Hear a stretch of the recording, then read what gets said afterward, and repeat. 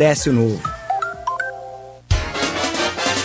Muito bem, 8h06 em Campos, de volta com Folha no Ar, primeira edição. Neste bloco, neste programa, recebendo o vereador eleito aí, e nessa parte dos 80%, considerado como renovação na Câmara Municipal de Campos, o vereador Elinho Naim. O nosso convidado hoje conversa conosco, conversa com o jornalista Aloysio Abreu Barbosa. Nós voltamos, conforme você falava, Aloysio, nesse bloco a transição de governo entre Rafael e Vladimir, mas antes você ainda tem aí uma série de assuntos antes de entrarmos nessa pré-pauta aqui, né, definida por você. Voltamos com você, Aloysio. Elinho, embora seja político no primeiro mandato, é político há muito tempo, né? Embora seja novo,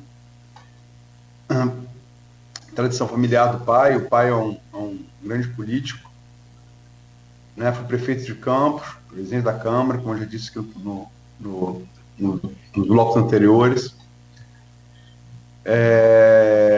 e conhece muito de articulação política.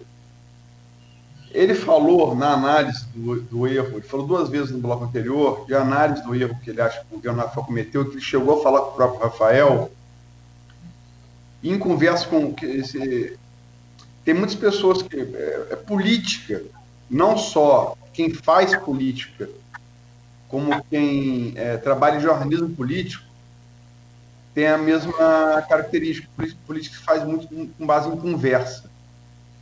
E uma das pessoas que eu costumo sempre conversar, sempre que possível, é com o pai de Elinho, o Nelson Naim. Conhece muito a política de Campos.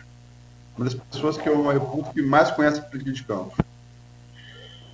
E ele falou, e Naim, o pai, também já havia me falado sobre isso, dessa avaliação que Elinho traz de opinião do pai e do filho, né? Milita na política de erro do governo Rafael. Eu queria ser mais preciso nesse suposto erro político. Que erro político foi esse? Primeiro, falei no bloco anterior, a relação com os vereadores. Eu acho que houve uma... E eu ouço isso abertamente hoje de vereadores que perderam a eleição e de vereadores que também ganharam a eleição e que eram ligados ao grupo de Rafael. De não atendimento por parte de alguns secretários,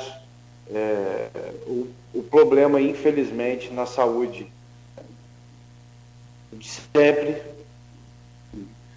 em grande parte, ou seja, o vereador muitas das vezes não conseguia resolver as coisas na ponta, e o vereador nada mais é do que aquele cara que está o tempo todo ouvindo mais a população do que o próprio prefeito com as suas reclamações.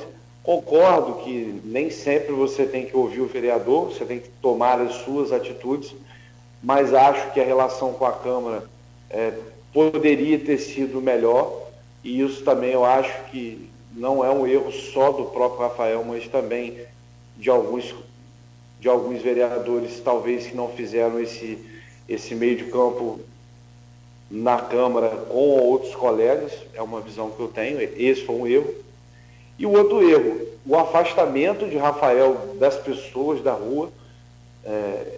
Eu sempre brinquei, que Rafael falava de gestão, eu falei assim, eu falava para Rafael, ótimo gestão, mas vá para a rua, o que você tem de melhor é a rua.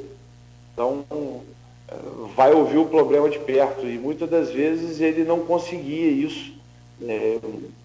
Foi um erro que ele mesmo cometeu, e ele sabe disso, por mais que ele tenha sido levado a esse erro por parte de algumas pessoas, mas o erro foi dele.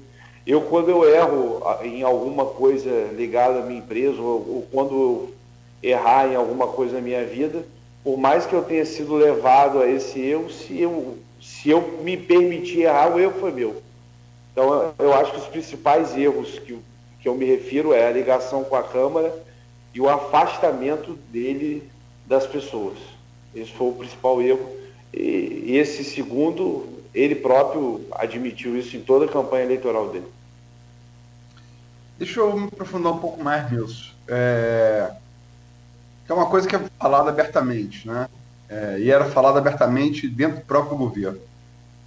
Inclusive, eu e você já falamos sobre isso em conversas, conversa repórter-fonte, né? Você participou do governo, mas o governo, Rafael, ele tinha, e tem ainda, né? Vai até o final do mês, ele tem um chamado núcleo duro, que é um núcleo que vem desde a campanha de 2016. Né, e que depois ali se agregou mais uma pessoa, talvez tenha sido Alexandre Bastos, né? Eu acho que eu vou além, Aloysio. Eu vou além. Ah. Eu nunca fiz parte desse núcleo duro e ele não vem desde 2016, ele vem desde 2012. Mas se você considerar que Bastos e Belotti faziam parte do núcleo duro e Brandi, ele não estava em 2012, né? Que estava em 2012 era Cezinha, Tinoco, Fabão, tava. Zé Paz. Zé Paz, verdade. Depois entrou Léo Vigan, que é cunhado de Cezinha, secretário de planejamento, né? Ou Fazenda. É um homem das finanças. Muda o nome, mas o significado é o mesmo. Alexandre Bastos e Belotti. Era um núcleo duro, né? O núcleo duro. Concordo que esse núcleo Fabão, Zé Paz e Cezinha vinha desde a eleição do vereador, mas ele se somou depois da eleição de 2016, Alexandre Bastos, excelente repórter, Thiago Belotti, que fez uma campanha muito boa em 2016, publicitário, né? E, como eu já citei, o cunhado de Cezinha, o Léo Vigan. E algumas pessoas já disseram aqui, eu converso conversa aqui na rádio, quanto conversas particulares, pessoas do próprio governo. Eu vou ficar com a definição, por exemplo, que deu Vitor Aquino, arquiteto, que começou no governo Rafael e depois ele migrou para o governo Carla, saiu do governo Rafael para o governo Carla. E Vitor Aquino disse aqui, nesse mesmo programa que eu disse, Aline, eu acho a definição dele pertinente. Não estou falando de juízo de valor, mas é pertinente. Então, ou seja, estou fazendo juízo de valor, sim. Mas não estou concordando. Que é o seguinte, Vitor Aquino disse que no governo Rafael, você levava uma ideia ao governo Rafael. Rafael gostava da ideia, comprava a ideia. Mas se esse núcleo duro não comprasse a ideia não ia para frente. Então você tinha que, além de convencer Rafael, convencer o núcleo duro. Você tinha que ter 2 processos de convencimento. Em comparação a Carla, ele falou, Carla, é difícil convencer Carla. Mas Carla comprou a ideia, acabou. Isso vai por gravidade no governo. Você concorda com essa análise de Vitor Aquino? Eu vou um pouquinho além, só para as pessoas entenderem. Muitas pessoas, e eu recebo algumas críticas em relação a isso, e eu me dou muito bem com elas e respondo muito bem.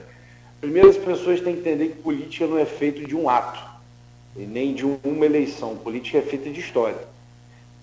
Eu estou com o Rafael, eu fiquei com o Rafael em 2012, quando então meu pai, na época o presidente da Câmara, Nelson Naim, fez a coligação do PPL com o PPS. Rafael virou candidato, ganhou a eleição, meu pai à época perdeu a eleição com mais de 3 mil votos.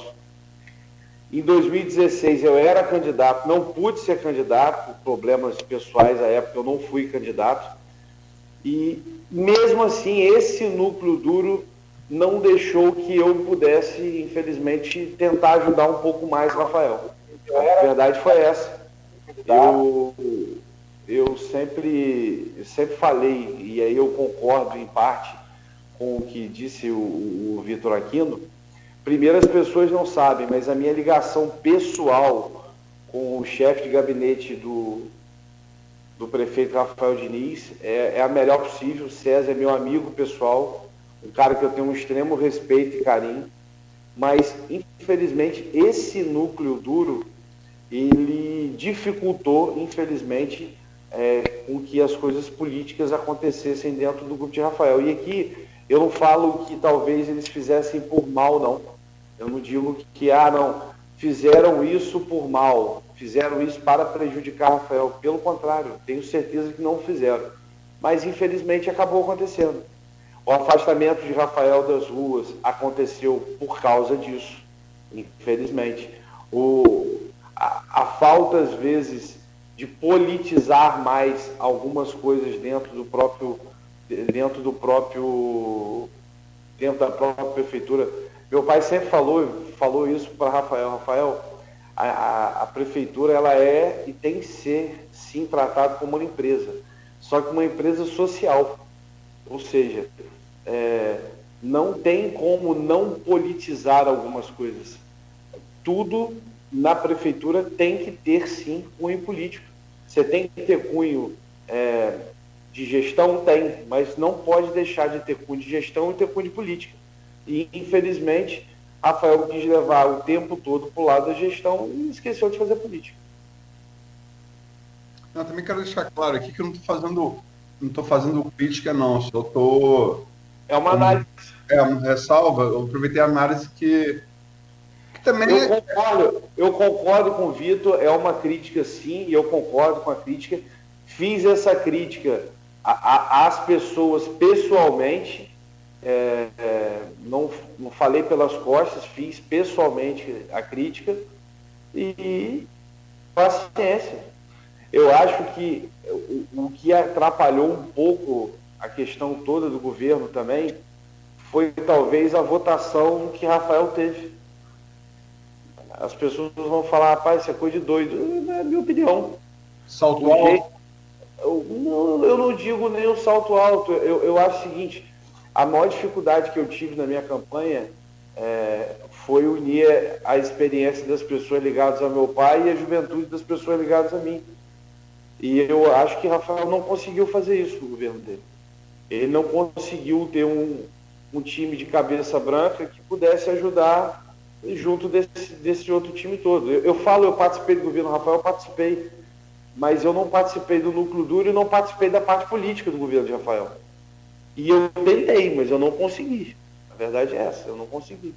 E eu não estou falando isso de maneira leviana, porque eu já disse isso a ele milhares de vezes, já disse isso a César milhares de vezes, mas infelizmente eu não consegui ajudar politicamente o governo. Agora vamos pegar essa sua resposta aí, Eli, que também é uma coisa, né? Eu me lembro que teve, nos anos 90, fizeram um computador para Deep Blue, era o nome do computador, para desafiar o maior xadrez de todos os tempos, que é o Kasparov, é o Pelé do xadrez. E aí o Deep Blue acabou vencendo, para surpresa do mundo, foi nos anos 90, acabou vencendo o Kasparov numa melhor de 7 jogos. E aí o Jornal do Brasil, na época, né, ainda era jornal referência, ainda, mas naquela época muito mais, colocou assim, o retrato do tabuleiro, como estava assim, e fala assim, veja o checkmate que Kasparov não viu contra Deep Blue. Eu sou, sem nenhum constrangimento, diferente do seu tio garotinho, eu sou um enxadrista medíocre, mas sem mexer peça. Eu olhei para o tabuleiro, eu vi o checkmate em 10 segundos. E fiquei pensando, como é que eu, que sou um medíocre, posso ter visto o Kasparov que o Pelé do xadrez não viu? É simples. Eu sabia que ali tinha um checkmate.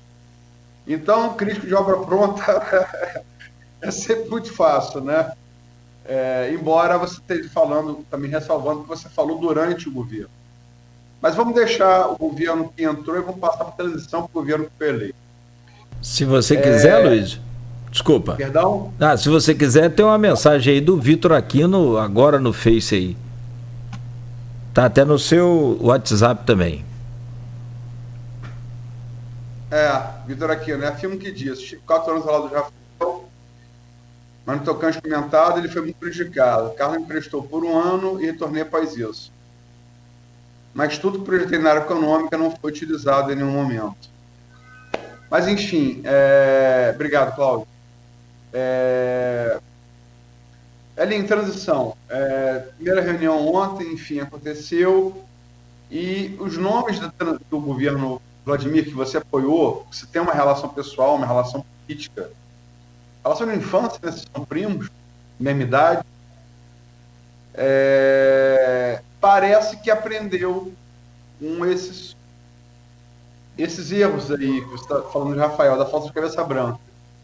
E é um governo que está buscando equilibrar isso nos nomes anunciados. E está tendo a virtude também de trazer nomes técnicos de currículo inatacável para pastas como a agricultura, com a UMI, para pastas como a saúde, para a saúde não, para a educação, com férias. Nomes com currículo, assim, né? É um currículo invejável, digamos, né? Inquestionável. A saúde, ele está botando ali a experiência ali de... Ainda não anunciou o secretário, mas Paulo Irano já foi secretário, Geraldo Venâncio, tem o nome do Charbel também. Você acha que é um aprendizado que Vladimir demonstra estar tendo com os erros que você aponta terem sido cometidos no governo Rafael? Sim, com certeza. Não só no governo Rafael, como nos governos anteriores. Eu acho que a população, e principalmente Deus, deu uma oportunidade para ele tentar fazer as coisas diferente, tentar fazer as coisas do jeito dele, ele tentar ter uma Câmara que possa o ajudar, ele ter condição de... A gente sabe da crise econômica que Rafael teve e sabe também a que Vladimir vai ter. Agora, usar esses secretários técnicos, mas fazer política.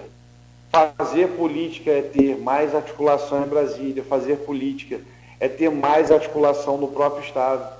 Eu estou falando aqui, Aloysio, e eu sou testemunha disso. Eu tenho uma forte ligação com o Vladimir pessoal, sim, sempre tive.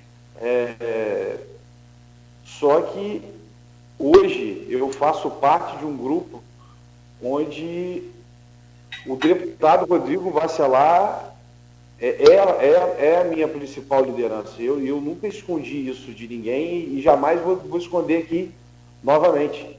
A questão hoje é que Campos precisa muito que as pessoas entendam que não adianta, eu sou a favor, eu sou contra, eu sou isso, eu sou aquilo. A gente tem que parar com essa questão de ficar pensando em partido, em famílias, etc., e pensar em Campos. Campos tem que voltar a crescer de novo. Campos não aguenta mais briga, Campos não aguenta mais desunião, Campos precisa crescer. E eu acho que a maturidade das pessoas tem que sobressair.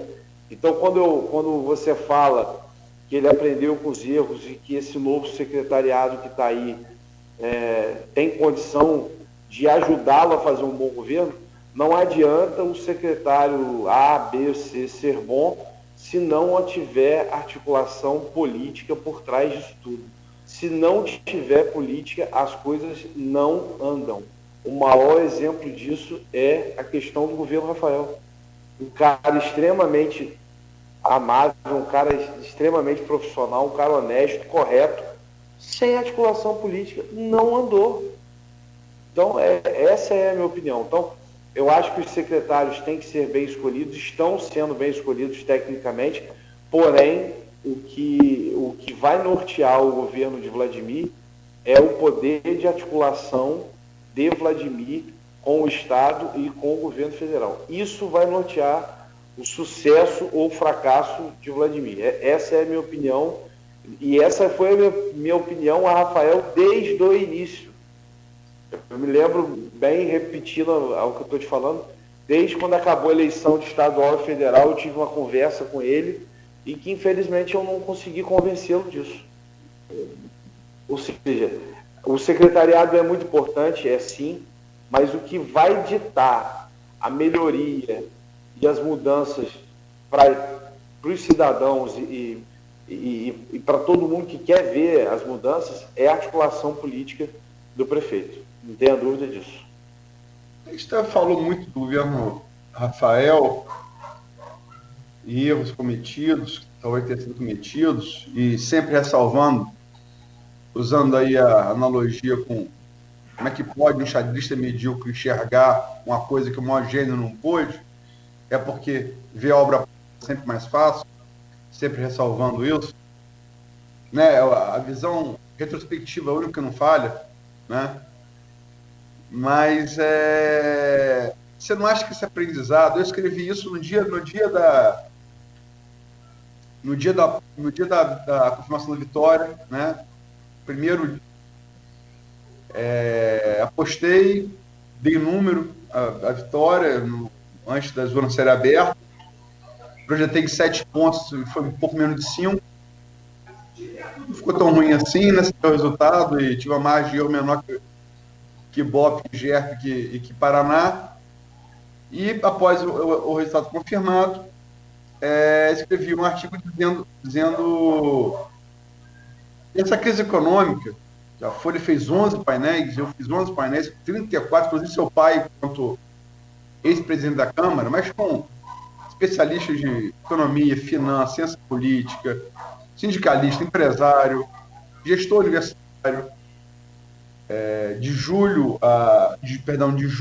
a agosto, antes da campanha começar, das dificuldades econômicas de Campos, que não começam no governo Rafael, elas começam com a queda do preço do petróleo em dezembro de 2014 e vão se acirrando de lá para cá, chegando a 2 PECs zeradas, fato inédito nos últimos 20 anos, né? As pessoas precisam entender a realidade financeira do município.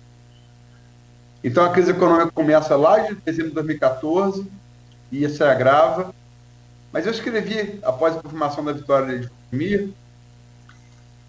que o governo dele também não podia ser um Rosinha 3. Porque simplesmente não vai haver condição financeira, nem se quiser, para ser. Você concorda com essa análise também? Com certeza. Não vai ser, primeiro, porque não tem recurso para ser.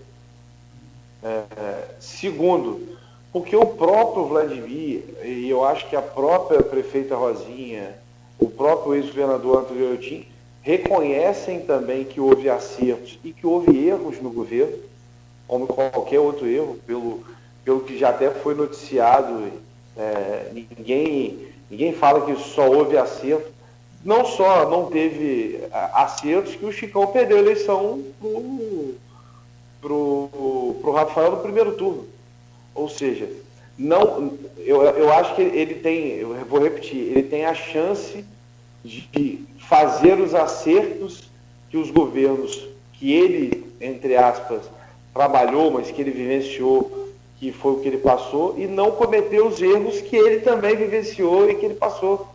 Então, a oportunidade que ele vai ter, lógico, com uma dificuldade financeira maior, por isso se deve o poder de articulação desde agora, e ele já está fazendo isso há algum tempo, desde agora, para que ele tenha um bom governo, é exatamente isso. É não cometer os erros que ele viu que deu errado, cometer os acertos que ele viu que deu certo, tentar fazer o feijão com arroz e articular Rio, articular Brasília, para que ele possa fazer algo diferente do que aconteceu por falta de articulação política. É isso. Não tem muito segredo. E aí não tem mágica, né? Não tem mágica, é matemática. Matemática é a coisa mais simples do mundo. Então, não adianta, se as pessoas, como as pessoas queriam o salvador da pátria quando o Rafael ganhou a eleição, e era uma preocupação que todo mundo tinha, né? Rapaz, não adianta, que não tem mágica, não. Não vai ter mágica. Agora, é tentar fazer o feijão com arroz, isso aí eu falava, independente de ser quem quer que seja, e principalmente entender que o resultado, a solução dos problemas não estão aqui. A solução do problema estão aqui e em fora, no Estado e em Brasília. Agora, falando da análise política, Luiz, eu queria te fazer uma pergunta. Como analista político, você sempre foi. E aí eu queria a sua opinião de maneira muito clara, muito direta. Você falou que a eleição foi muito apertada. De fato, foi muito apertada. E o que mostra o poder de articulação e o que mostra o que talvez a gente tenha no governo, e a gente torce para que isso aconteça, é a eleição de campos. Você tem o vereador Igor Pereira, o vereador Silvinho Martins, o vereador Rogério Matoso, o vereador Rafael Twin, o vereador Marcione de Tocos e no meu caso, o vereador Elim Naim. Os 6 para apoiar Vladimir. Você acha que se esses 6, por exemplo, fossem apoiar Caio, você acha que o resultado da eleição poderia ter sido diferente, na sua opinião? É uma pergunta. Rapaz, você conhece a tese do efeito borboleta? Conheço. Diz o seguinte: se você voltasse no tempo e interferisse na batida da asa de uma borboleta, você podia voltar aqui e não estarmos nós, os dinossauros. Então, qualquer mínimo fator que você mude, ele pode ter. Agora, respondendo de maneira objetiva a sua pergunta, estou falando de maneira teórica. De maneira objetiva, é possível. Talvez seja até provável. Mas eu acho que definiu essa eleição no primeiro turno foi, isso assim, acho não é uma certeza. Foi a força da campanha da qual você participou, de Bruno Calil, comandado por Rodrigo, que permitiu haver segundo turno.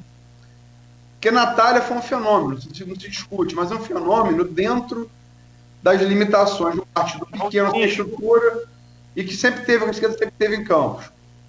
Mas assim, é um fenômeno que não tinha capacidade matemática de interferir. Né? Com a queda de Rafael, se não são os 13% de Bruno, com a votação de Caio, você não teve segundo turno, Vladimir ganha no primeiro. E no segundo, eu acho, sinceramente, aí respondendo a sua pergunta, que o que definiu a eleição, que eu te digo, e seu pai pode dizer melhor que eu acompanho isso desde 88. Eu nunca vi, Aloysio, nunca vi um trabalho em 14 dias tirar a diferença que o trabalho que Rodrigo Neves fizeram aqui. Eu nunca vi coisa igual. O trabalho de você no primeiro turno foi um trabalho fundamental, mas não alcançou em um espaço de tempo tão curto os mesmos resultados que a imensa diferença que Caio tirou para Vladimir. Sinceramente, o que definiu a eleição do segundo turno para mim foi tempo. Não. Esse trabalho começa uma semana antes, uma semana, não sei. Acho que Caio virava. Eu respeito, mas eu vou te dar 2. Eu tenho uma frase que eu ouço muito, que contra fatos não há argumentos. E tem 2 coisas que eu queria perguntar a você, já falando o número. Vladimir cresceu de 106 para 121. Concorda? Não é isso? Foram... Você não precisa concordar, são os números. 15 mil votos. Sabe aonde Vladimir cresceu 50% desses 15 mil? 7.500 votos, Vladimir cresceu na Pedra. Vladimir cresceu na Pedra 7.500 votos da eleição dele, do primeiro para o segundo turno. Esse foi o primeiro ponto. Segundo ponto, na minha opinião, Vladimir ganhou a eleição porque o candidato concorrente no segundo turno era Caio.